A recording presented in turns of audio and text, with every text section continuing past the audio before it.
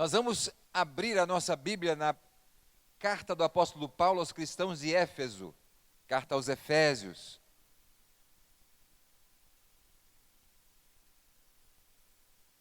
O apóstolo Paulo começa dizendo assim: eu, Paulo, apóstolo de Cristo Jesus, capítulo 1, pela vontade de Deus, escreva essa carta ao povo de Deus da cidade de Éfeso, o povo que é fiel por estar unido com Cristo Jesus.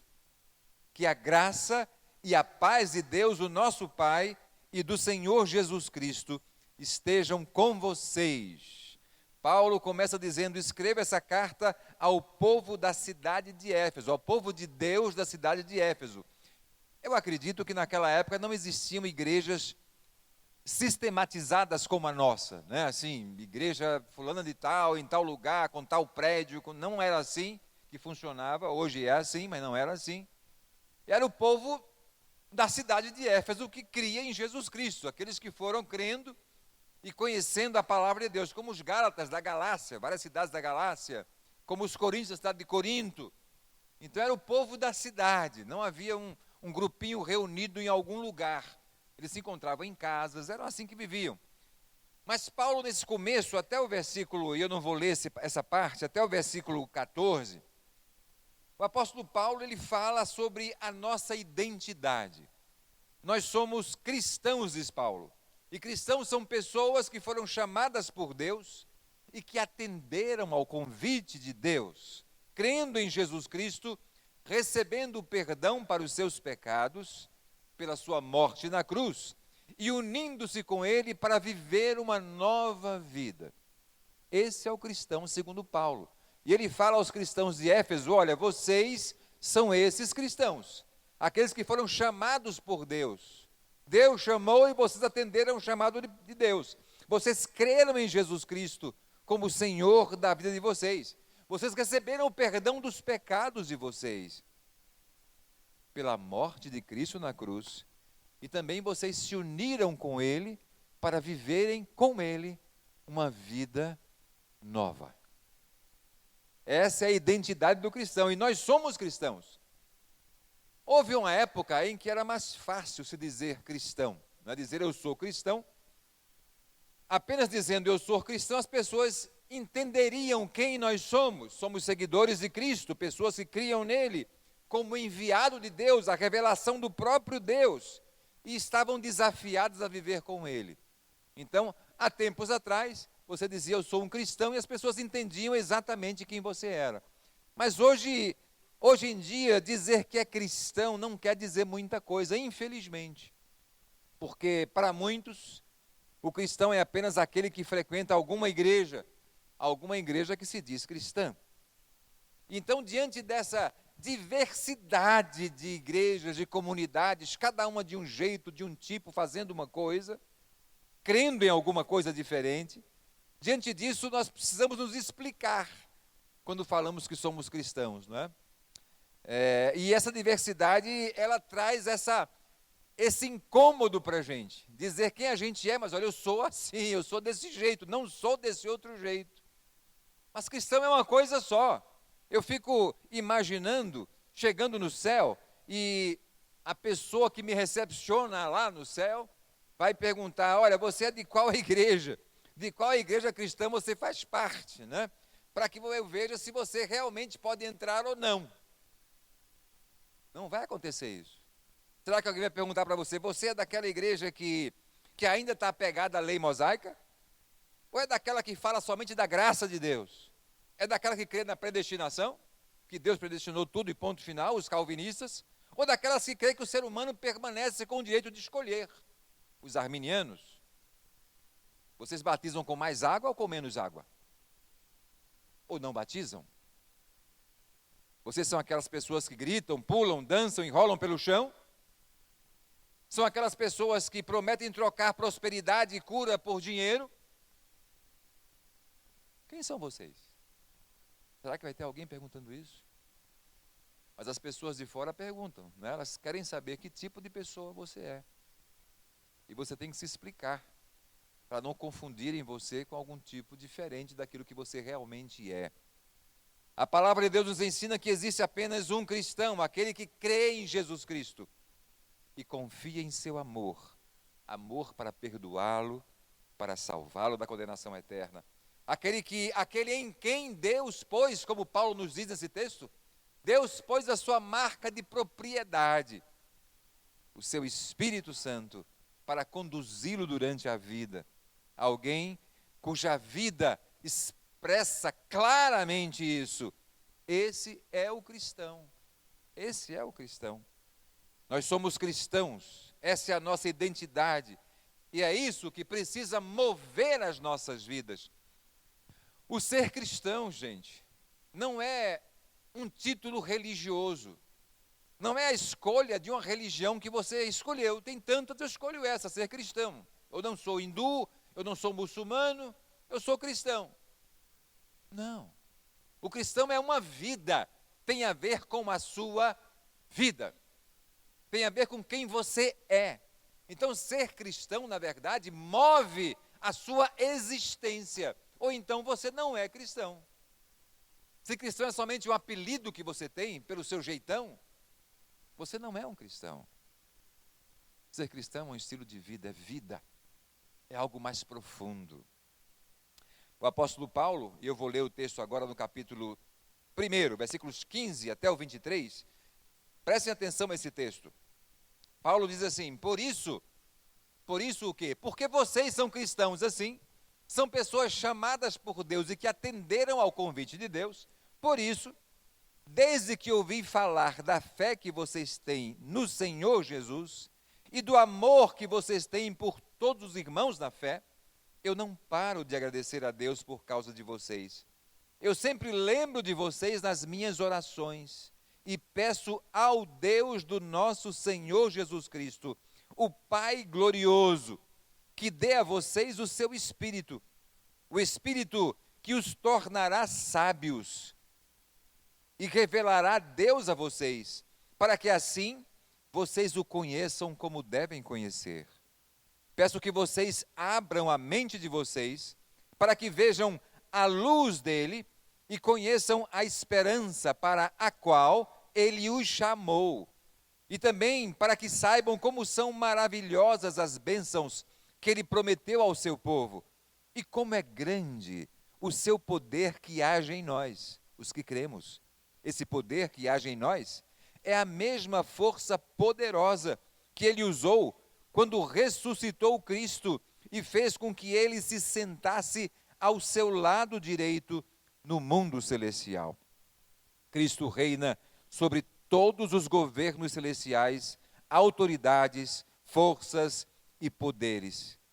Ele tem um título que está acima de todos os títulos das autoridades que existem nesse mundo e no mundo que há de vir.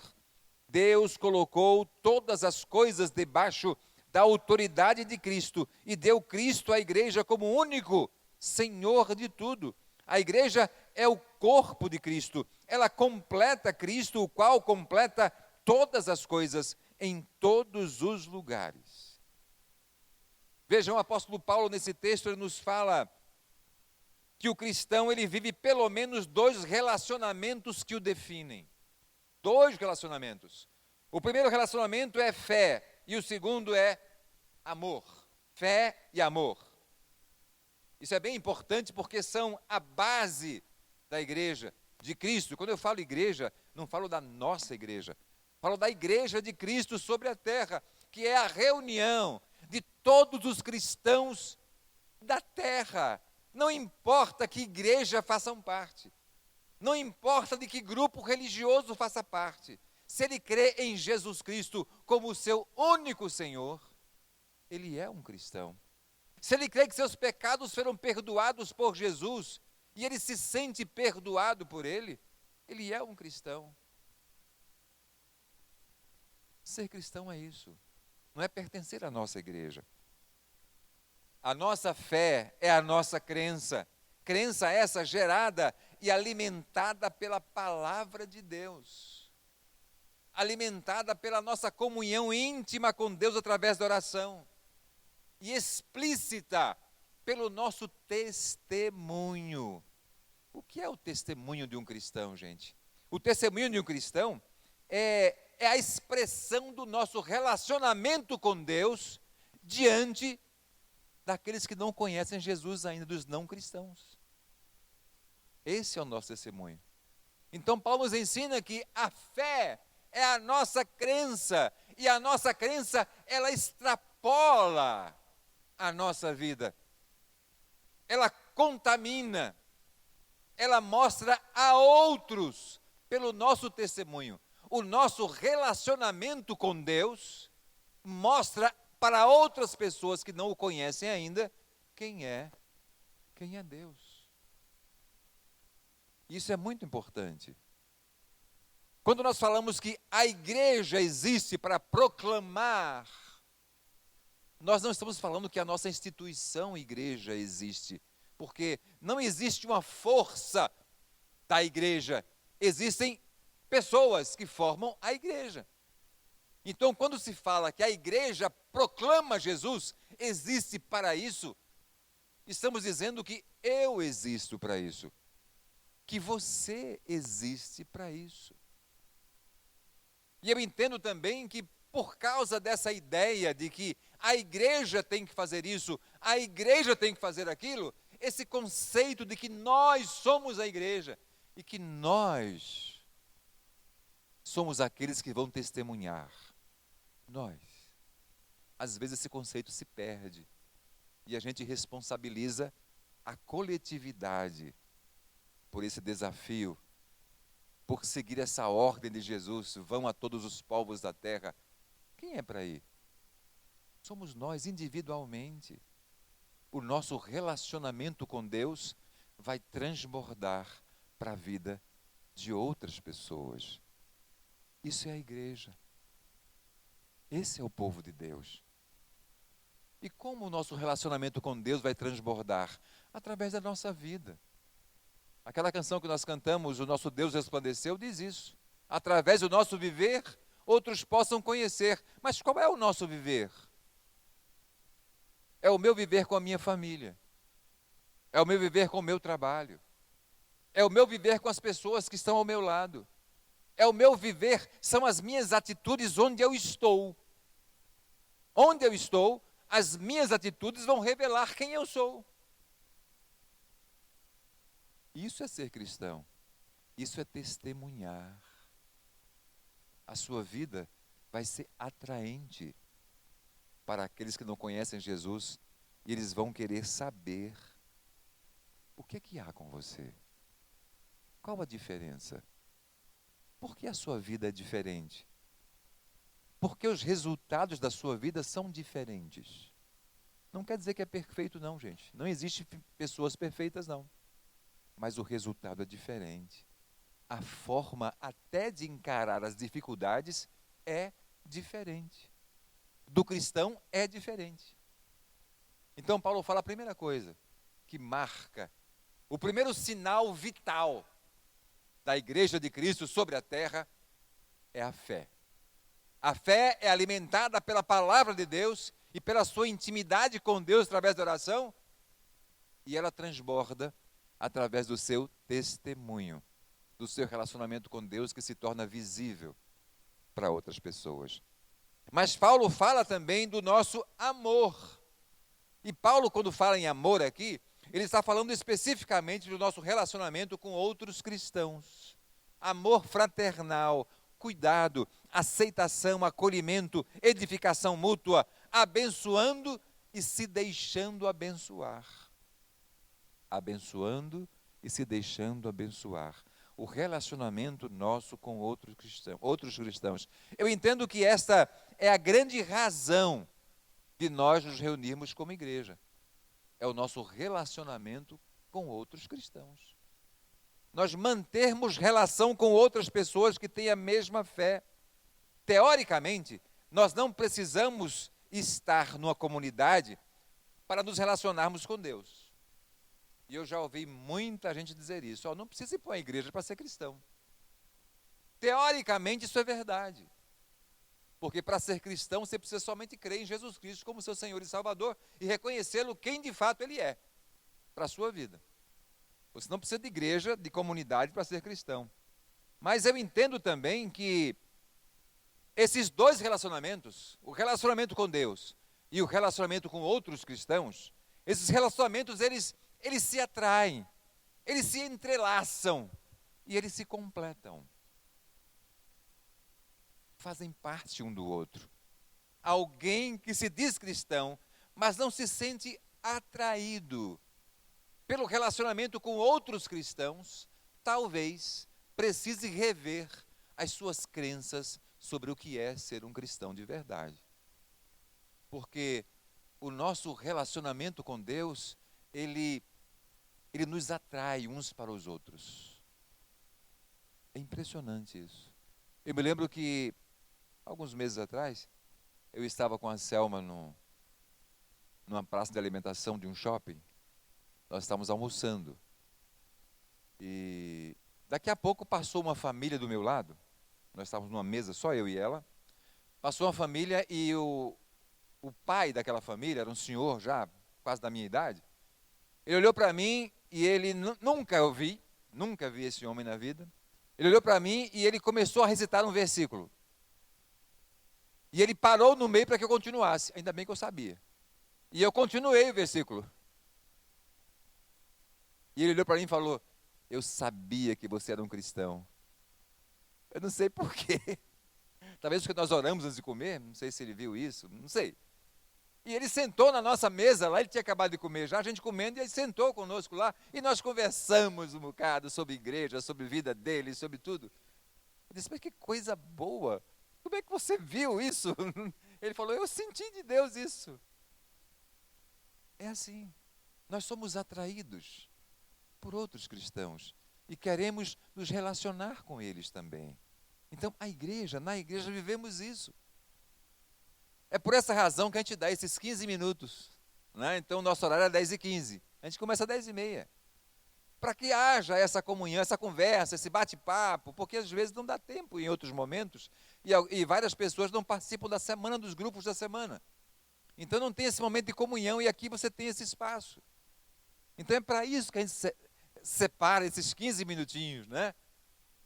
Não é para você dormir um pouco mais e chegar aqui às 10h30. É para você chegar aqui às 10h15, pelo menos, e poder conversar um com o outro, saber como é que vai, desabafar alguma coisa para alguém, orar por alguém que precisa de oração, saber como vai a vida de alguém. É isso. Comunhão, gente. Mantemos comunhão uns com os outros. A comunhão nos fortalece. A gente olha para o lado e fala: eu não estou sozinho nesse negócio. Eu não sou um cristão sozinho, mas tem outros cristãos comigo, lutando na mesma causa, tentando mostrar Jesus para a vida que leva, que é a mesma vida que eu levo, é parecida com a minha, e parecida com Jesus. Esse é o desafio nosso. Nós estamos juntos para edificar uns aos outros, confortar uns aos outros, perdoar uns aos outros. Às vezes a gente erra, né? A gente erra e precisa aprender a pedir perdão. Quantas vezes eu já errei, pedi perdão? Errei. Agi errado, falei de uma forma que não devia falar. Disse: por favor, me perdoe. Eu passei do ponto nessa. Isso. Eu entendo que igreja é isso, gente. É sermos gente. Sermos pessoas. Sermos cristãos de fato. E isso vale a pena. Esse relacionamento vale a pena. E eu vou até adiante disso. No meu entender, esse relacionamento faz parte do nosso relacionamento com Deus, o relacionamento com outros cristãos. Mas o apóstolo Paulo, ele vai mais longe. Ele vai mais longe quando diz que ele tem orado. Ele tem pedido a Deus, em suas orações, que através do Espírito Santo, ele se revele àqueles cristãos, de modo que eles conheçam a esperança. Paulo falou: eu estou orando por vocês, para que o Espírito trabalhe a vida de vocês, e vocês conheçam a esperança para a qual Deus chamou vocês. Então, Paulo fala agora sobre o terceiro pilar do tripé, sobre o terceiro sinal vital de vida da igreja, que é a esperança. Fé, amor e esperança. esperança. Em que consiste a nossa esperança? E Paulo continua dizendo. Ele diz, olha, a esperança consiste na certeza das maravilhosas bênçãos que Deus prometeu ao seu povo. A nossa esperança é que Deus prometeu ao seu povo bênçãos. E não somente bênçãos pós-morte, mas bênçãos aqui. Deus prometeu. Jesus prometeu que Ele estaria conosco, sua presença seria constante.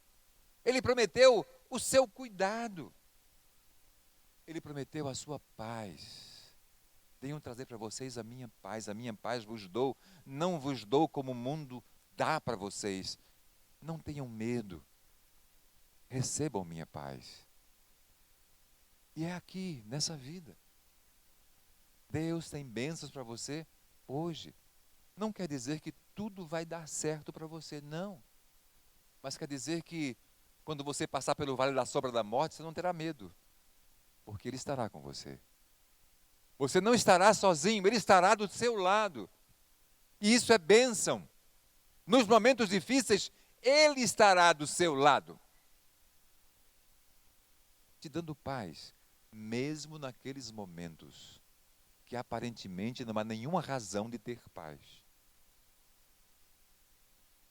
Paulo falou, olha, eu peço que o Espírito de Deus dê a vocês sabedoria, para que vocês reconheçam e experimentem as maravilhosas bênçãos que Deus tem para vocês.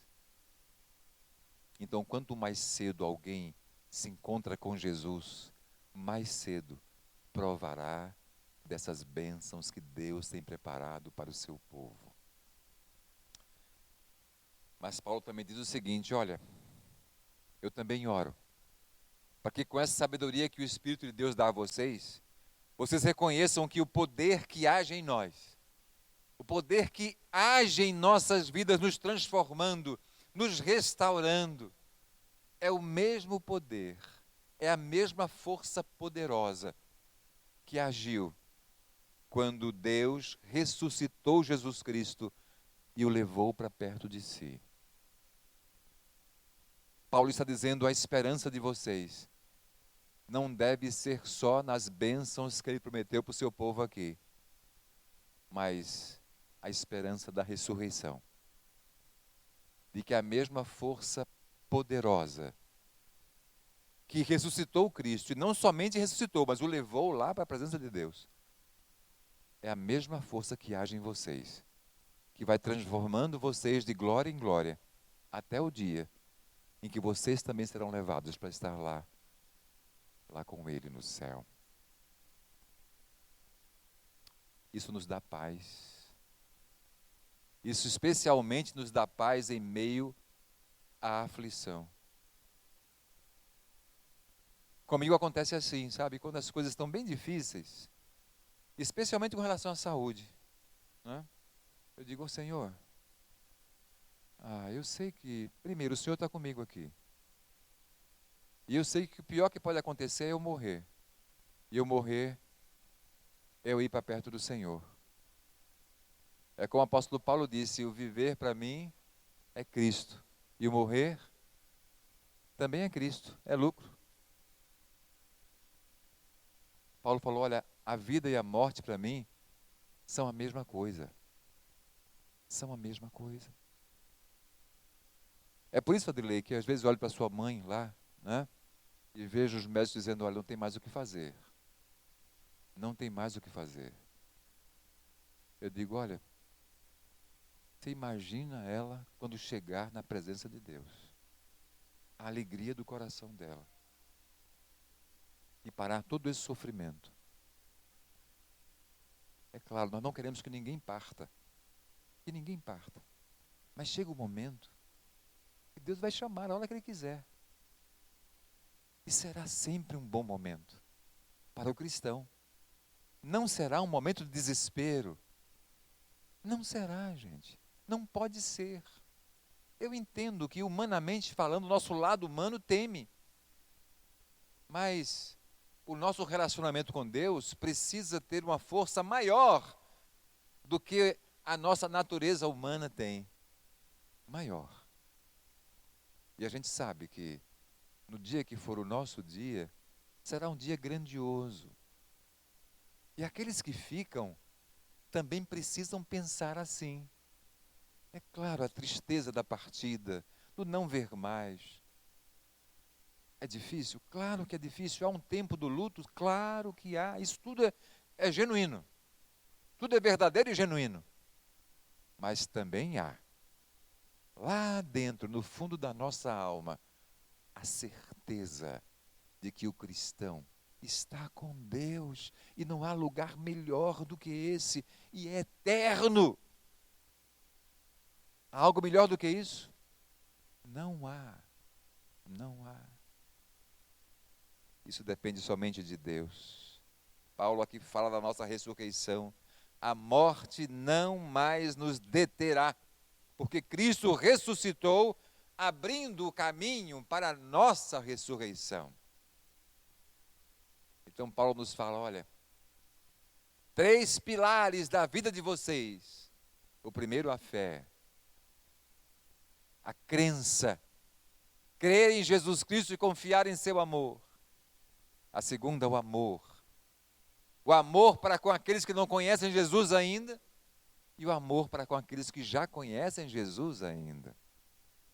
E a esperança, que vai mover a vida de vocês, que vai fazer com que vocês tenham ânimo para viver. Para que vocês tenham ânimo para enfrentar as dificuldades do ser cristão. Porque ser cristão de verdade não é uma tarefa muito fácil. É desafiadora. No mundo em que nós vivemos, é desafiadora. Mas a esperança que nós temos nos move. E moveu aqueles homens, os discípulos de Cristo. E todos eles, praticamente todos, deram a sua vida por aquilo que criam. Por quê? Por quê? Porque eles sabiam o que os esperava. E é isso que nós temos que viver, gente. Eles sabiam o que esperavam. E a minha pergunta hoje é, você sabe o que você espera? Você de fato espera? Às vezes eu pergunto a algum cristão, você tem certeza da sua salvação? Ele fala, isso só Deus sabe. Como só Deus sabe? O que é que a Bíblia ensina para você? Você não crê na palavra de Deus? Você também precisa saber e crer e viver como quem sabe e crê.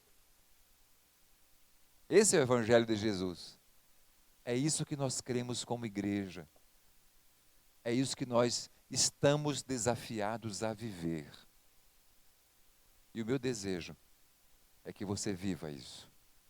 É que esses 3 sinais vitais da Igreja de Cristo, a fé, a esperança e o amor. Sem qualquer um desses sinais, a igreja não terá vida. Sem fé, não terá vida. Sem amor, não terá vida. Sem esperança, não terá vida. O nosso desejo é que nós, como igreja, como povo de Deus, cresçamos nessa direção. Que nós cresçamos nessa direção. Quantidade, gente, quantidade de pessoas aqui dentro é um resultado. Não é uma meta.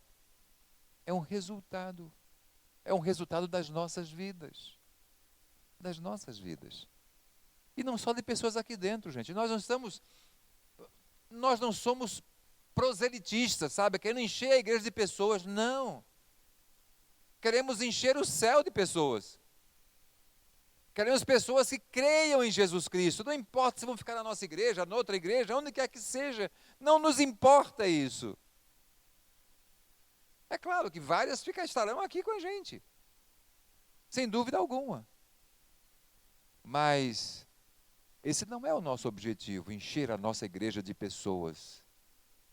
Mas o reino de Deus de pessoas. Nós somos uma igreja cristã. Cristã. Nós nos chamamos Igreja Batista Curitibana. Mas o nome Batista que nós levamos é simplesmente para nos identificar com algum grupo que para nós é mais semelhante com a nossa forma de crer e de viver. Mas nós não somos denominacionalistas, não dizemos nós, os batistas, somos os melhores. Não, não. Nós somos cristãos.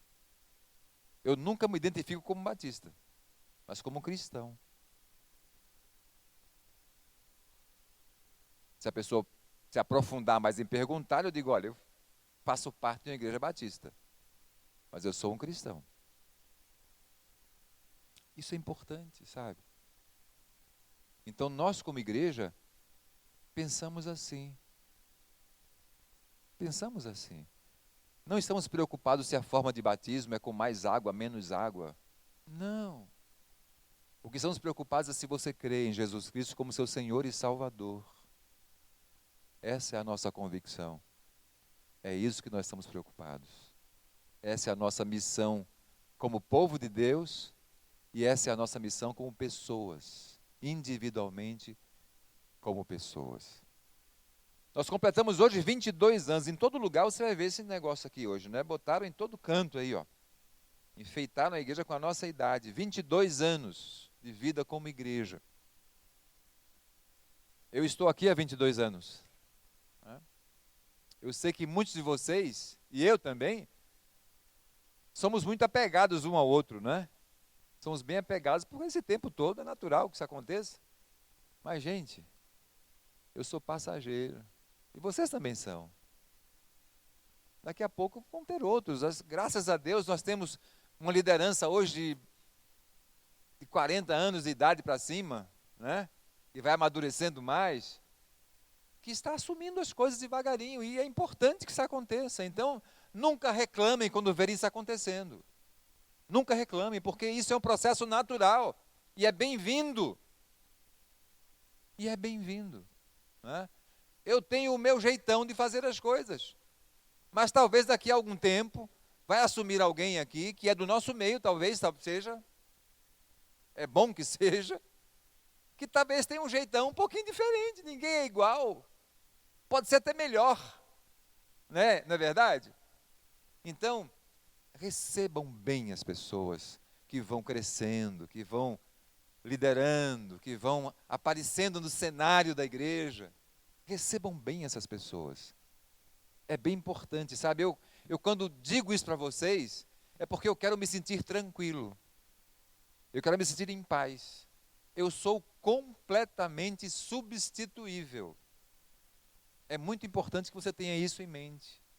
Não só eu, todos nós que estamos aqui. Somos substituíveis, não somos essenciais. O essencial é Cristo. Dele não abrimos mão. Nunca estará aqui à frente alguém que não creia em Jesus Cristo. Nunca.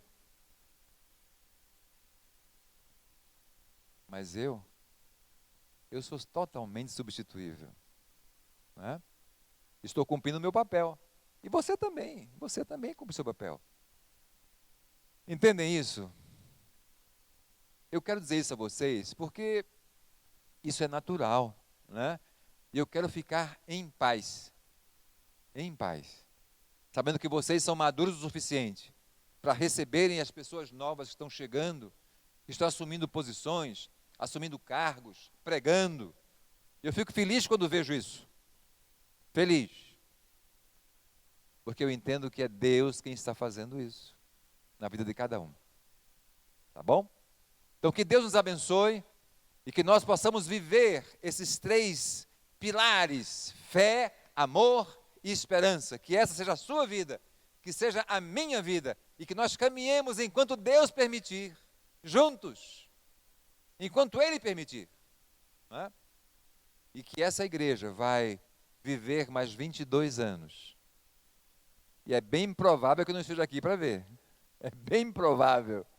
Mas posso estar. E se estiver, vou estar sentadinho ali, ó, com a minha bengala, sentadinho ali, e louvando a Deus com vocês, pela graça dEle. Deus nos abençoe, Deus nos guarde, Deus nos dirija, e Deus nos fale ao coração a cada dia.